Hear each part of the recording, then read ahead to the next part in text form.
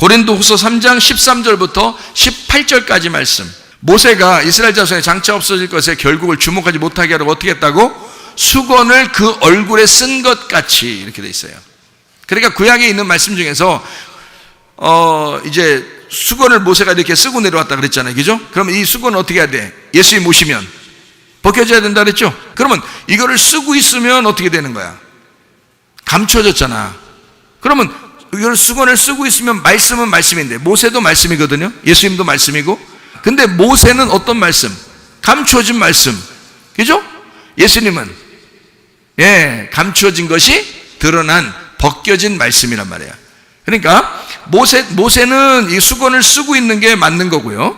예수님은 수건을 벗겨주시는 게 맞는 거예요. 그러니까 수건을 쓰고 있는 모세를 예수님이 수건을 벗겨주셔서 살게 한다는 것은 요한복음 11장에 나사로 죽었을 때 무덤에 있을 때 수건으로 덮어 있었죠. 예수님이 나사로야 나와라. 그럼 다른 이름으로 말하면 모세야 나와라. 이렇게 하면 똑같은 거죠. 모세야 나와라. 나사로야 나와라. 이렇게 해서 나오면 어떡하라고? 수건 벗겨라고. 수건 벗겨라고. 얼굴에서 수건을 벗겨라. 그래서 벗겨놓으면 어떻게 된다? 살아나는 거죠. 부활하는 거죠. 그러니까 수건을 쓰고 있으면 어떻게 된다? 무덤에 들어가는 것이다. 그러니까 수건을 쓰고 있으면 죽는 것이고, 수건을 벗겨주면 사는 것이다. 무덤에서 부활하는 것이다. 이런 말이에요.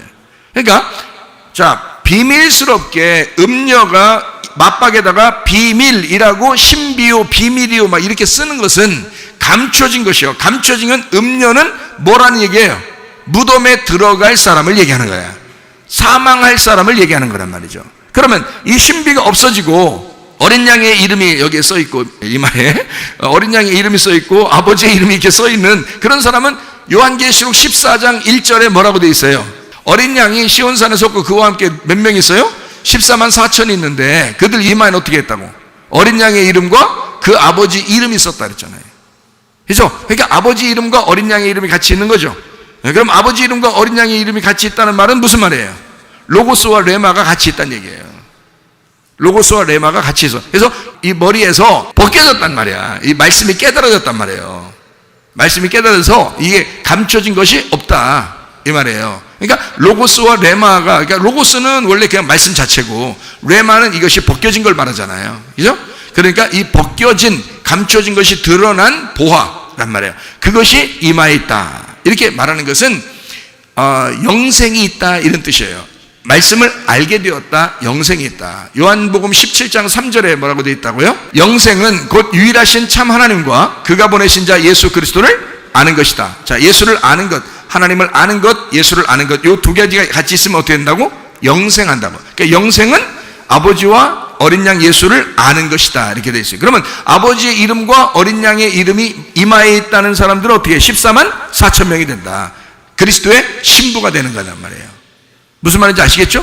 그러니까 이마에 뭐가 써 있느냐? 다시 말하면 신비롭고 비밀스럽고 감춰졌다 그러면 음녀가 되는 것이고, 여기서 벗겨져서 아버지의 이름과 어린 양의 이름이 같이 써 있으면 신부가 되는 거란 말이에요. 그러니까 하나님의 말씀이 여러분에게 풀어진다. 지금 이렇게 풀어져서 여러분에게 은혜로 자꾸 이렇게 내보내는 것은 그건 하나님께서 여러분에게 이마에다가 하나님의 이름을 쓰고 싶어서 그런 거예요. 여러분의 이마에다가 어린 양의 이름을 쓰고 싶어서 그런 거라고요. 이게 영적인 얘기니까 글씨로 쓰겠냐고. 설마. 하나님 말씀 영으로 쓰는 거라고. 신비로 이렇게 말씀을. 그러니까 이 책으로 여기 겉에 있는 것이 우리를 구원하는 게 아니라 이 말씀이 여기 딱 들어와야 된다고. 이렇게 그래야 구원받는 거란 말이에요. 말씀이 로고스 말씀이 레마로 내 속에 들어올 때 이 감추어진 것이 벗겨질 때라는 얘기죠. 그러면 그 위물이라고 하는 생수가, 그 진리가, 복음이 감추어진 그 보화가, 감추어진 그 생수가, 감추어진 그 예수가 내 속에 그 감추어진 것이 보아스로 능력으로 올 때에, 내게 참여하게 될 때에 그 말씀은 쓴 물이 아니라 단물이 된다는 얘기고 달콤한 말씀이 된다는 얘기죠. 자기 거가 되니까. 세상 것이 아니라 자기 거가 되잖아. 다른 목사님 거가 아니라 자기 거가 되잖아요. 그럼 이것은 달콤한 말씀이 돼서 이게 달라. 세상에 다른 말씀을 이제까지 듣던 거하고 달라. 이게 뭔가 다른 말씀이 내 속에 들어온단 말이에요. 틀린 말씀이 들어온다는 얘기가 아니라 이제까지 듣던 거하고 뭔가 다르게 신선한 다른 말씀이 자기에게 적용이 된다고요. 그럼 하나님의 생수가 그 속에 들어가는 거예요. 저도 깜짝 놀랐다니까요. 저도 공부를 많이 이렇게 신학교에서 하고 그랬는데, 신학교 막 몇 군데에서 공부를 했는데, 근데 하나님 말씀이 딱 이거 하나를, 뭐 많이도 처음에 안 했어요. 한 군데를 이렇게 풀어주는데, 말씀 하나를 딱 이렇게 풀어주시더라고요. 마태복음에 있는 말씀을 딱 풀어주는데요. 이 말씀은 이런 말씀이면서 딱 풀어주는데, 세상에 요 앞에, 창세기부터 앞에 있는 말씀, 요한계시록까지 뒤에 있는 이 말씀이 쫙 앞뒤로 연결되더란 말이에요. 그냥 한순간에 쫙 풀리더라고요. 그러니까 얼마나 놀랐겠어요, 이게요. 그러니까 그 다음부터는 계속 생수가 막 속에서 흐르는 거예요. 말씀이 계속 연결되는 거예요. 계속 연결되고 이 말씀이 끊이질 않는 거예요. 그러니까 걱정이 없더라고요. 걱정이.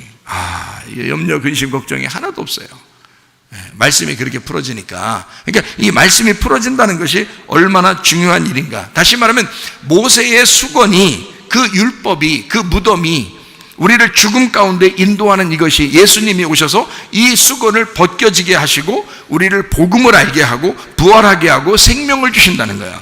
그것이 되면 우리가 이제 더 이상 율법에 매여 있는 그 무덤가에 들어갈 수밖에 없는 사람이 아니라 무덤에서 벗어난 부활의 사람이 되는 거예요. 얼마나 자유하겠어요. 그래서 요한복음 8장 32절에 진리를 알지니 진리가 너희를 자유롭게 한다 그랬어요. 진리가 너희를 자유롭게 한다. 그러니까 진리라고 하는 것이 벗겨주는 거거든요. 말씀이 있는데 그 말씀이 영이에요. 이 영의 말씀을 진리로 벗겨지게 되면 이 벗겨진 진리의 말씀이 너를 자유롭게 한다는 거예요. 말씀을 깨닫게 되니까. 그러니까 어떻게 예배드려야 되는지 알겠어요. 그러니까 자유하게 되겠죠. 모르는 사람은 어떻게 해요? 어떻게 예배드려야 되지? 어떻게 기도해야 되지? 어떻게 해야 되지? 막 고민되잖아요. 근데 이게 알겠으니까, 진리로 예배드리는 게, 진리로 기도하는 게 어떻게 하는지 알겠으니까 쉬운 거예요. 아버지 하나님은 이걸 원하시는구나. 아버지 하나님은 이런 거를 바라시는구나. 아버지 뜻을 구하는 거죠. 주여 주여 하는 게 아니고, 주여 주여 한다고 다 된 게 아니라, 그 예배, 주여 주여 예배가 아니고 주여 주여 기도가 아니라 뭔가 아버지의 뜻을 구하는 거예요. 아버지의 뜻을 구하니까 기도도 쉽고 예배도 쉽고 이러는 거죠. 그러니까 평안한 거예요. 그러니까 내가 예배를 드리는 게 아니라 아버지 하나님이 날 예배하시는 거예요. 예. 참 놀라운 거죠. 자식이 아버지를 공경하는 게 아니에요. 아버지가 아버지가 자식에게 섬겨주는 거죠. 그죠? 아버지 엄마가 자식에게 섬겨주죠. 늙어 돌아가실 때까지 그렇게 한다고요. 진짜 부모는. 가짜 부모 말고, 가짜 부모는 자꾸 받으려고 그러고, 자식들한테 뭘 받으려고 이러고. 예? 진짜 부모는 어떻게 하느냐? 늙어 죽을 때까지 자식 걱정하고 자식을 위해서 뭔가 해주고 싶어 한다고. 그게 진짜 부모라고요. 우리 하나님 아버지가 진짜 부모니까, 그분은 진짜 부모니까 우리를 섬겨주고 싶어 하시겠죠. 우리가 예배하는 거 어느 날까지는 네가 예배하고, 어느 날까지 내가 예배할 때 내가 널 섬겨줄 테니까 어느 날부터는 네가 예배드려라 이렇게 하시겠냐고요. 성경에 그렇게 다르게 얘기하겠어요? 아니죠. 내가 너를 죽을 때까지 섬겨줄 거야. 내가 너를 죽을 때까지 내가 널 사랑할 거야. 내가 너를 죽을 때까지 너를 위해서 살 거야. 그게 예배죠. 근데 반대로 한단 말이에요. 우리가 마치 하나님께 이렇게 하면 좋아하실 줄 알고 막 모르니까 그러는 거예요. 그러니까 이방 제사들도, 이방 제사하는 것도, 이방 예배 드리는 사람들도 다 그렇게 하고 있죠. 그게 무슨 진짜예요? 그거하고 다른 점, 이방 세상과 전혀 다른 점이 하나 있어요.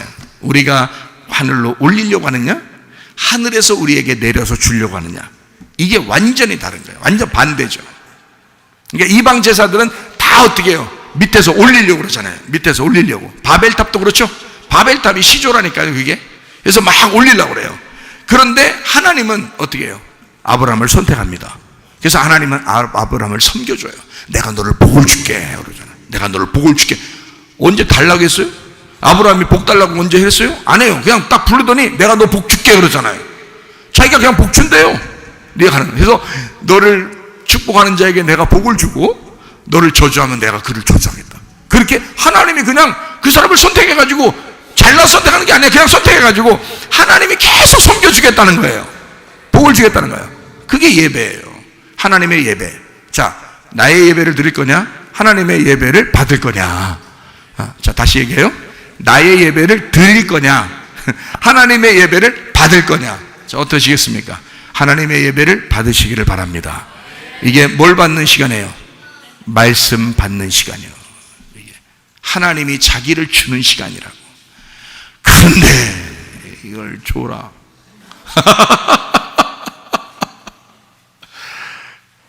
뭐 하나님 사랑하셔요. 그래도 다 사랑하셔요. 그거에 너무 위로받지 마셔요. 말씀을 잘 들으셔요. 말씀을 잘 듣고 자기 속에 레마로 아멘으로 받아들이시라고요. 그러면 그 말씀이 그대로 이루어집니다. 믿으시기 바랍니다. 하나님 먼저 은혜를 베푸시고 그 사랑을 베푸시고 그 생기를 주시고 하나님의 사랑을 주시고 그리고 너 믿어라 그거래. 그거 받은 거를 그 전달된 거를 네가 믿어라. 그럼 그대로 된다. 그거예요. 놀랍죠. 하나님의 그 말씀이 참 놀랍습니다. 그러니까 감추어진 것이 벗겨진다. 이게 뭐냐? 감추어진 보화가 벗겨진다는 말은 다른 말로 말하면 너 눈 뜬다 그 말이에요. 그러면 그전에는 어떻게 됐다는 거예요? 눈 감았었다.